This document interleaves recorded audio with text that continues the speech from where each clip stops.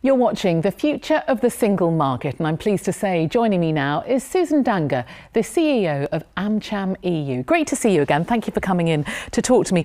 The EU, it's firmly under the spotlight, isn't it? Given the fact that AmCham EU represents over 150 US companies, what would you say are your key concerns? It is indeed challenging times, as you said, but I think the key word here is uncertainty. Uncertainty is just not good for business. So we've got uncertainty at the moment on both sides of the Atlantic. On the US side, we have the new US administration, of course, where still a lot of people are not yet in place, so we don't yet know who to talk to over there, and of course, policy is still not yet certain either. Well, on this side, there's Brexit, of course, casting quite a wide shadow. A little bit more certainty now that Article 50 has been triggered, but what does this really mean? We're not really quite sure yet. Then in the rest of Europe as well, politically speaking, quite a number of elections coming up too. So that causes a certain amount of uncertainty for business. Saying that, let's look, further than that though.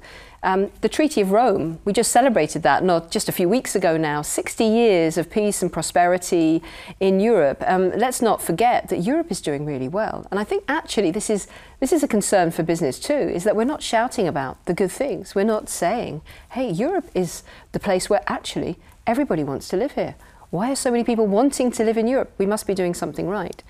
And on that front, let's see the single market. Now, that, again, a concern, yes, it's good. So that's not a concern. The concern is that we're not continuing to develop it and we're not continuing to appreciate why it's bringing benefits. Now, if we can get the single market right, we can get a lot of things right. So a lot to work on, but some very good things as well, I would say. Start getting the positive narrative out and talk about it. Well, let's just pick up on what you've just said about the single market. What would you see are the key benefits of it, economic or otherwise? We've actually, as AmCham EU, just commissioned a study, an economic study on the benefits of the single market by member state. So you've got pages on every single country. Figures-wise, there's some very impressive ones there. If you look at how many jobs are created annually or have been created annually since 1990, and the figures go back just till then, it's over 3 million jobs created annually just through the single market. As well as, on GDP, 1.7% increase annually in GDP. Now, what does that really mean? Actually, about 250 billion euros annually. This is pretty impressive. And then on a household basis, what does it mean to the consumer? That means that household consumption has gone up by 600 euros. I mean, I just jumped on a Eurostar yesterday and in 2 hours, I'm here. You can jump on a flight passport free in Europe. We take these things for granted. Perhaps, I think a really good example that is important is telephone charges. I'm not sure if you know that telephone charges have gone down. These are telephone charges abroad. In the last 12 years, they've gone down by 73%. So if you're making or receiving a call abroad, 73% cheaper. And roaming charges, which is quite a sensitive subject for many, are soon to be abolished. So you've outlined some pretty high-level thoughts, but also some very concrete examples there. If we look to Belgium and look to actually a product that many people like, and I'm certainly a chocolate lover myself, is a company called Gruyère. They are based in Charleroi, a town in Belgium. They've been around for about 100 years.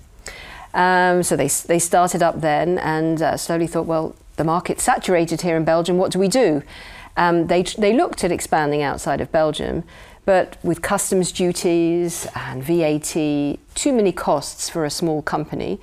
But they were patient, they bided their time. The EU started to develop further, as did the single market, expanded, and then with the abolition of customs duties and so forth, and these costs, it became possible to expand out of Belgium. Now they're exporting all throughout Europe, particularly to Bulgaria. Apparently in Sofia their chocolates are particularly popular, but not only this, they're importing now from 20 countries, where in the 70s they were importing from 7, which means that costs go down and their products are cheaper.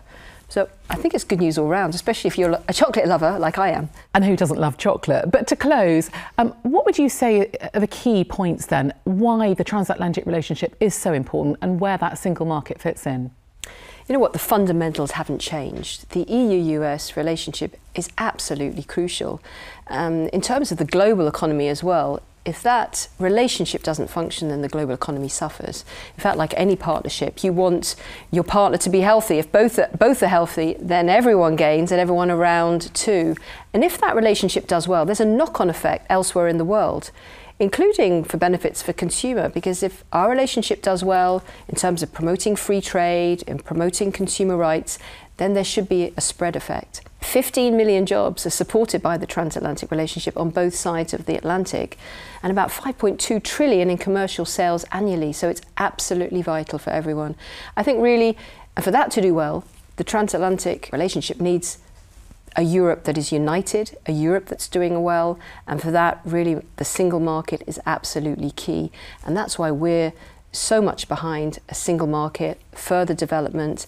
US companies support that, and US companies are definitely here to stay in Europe as well. Susan Dangar, it's always great to talk to you. Thank you very much indeed for coming in. And thank you so much to you too. Thank you.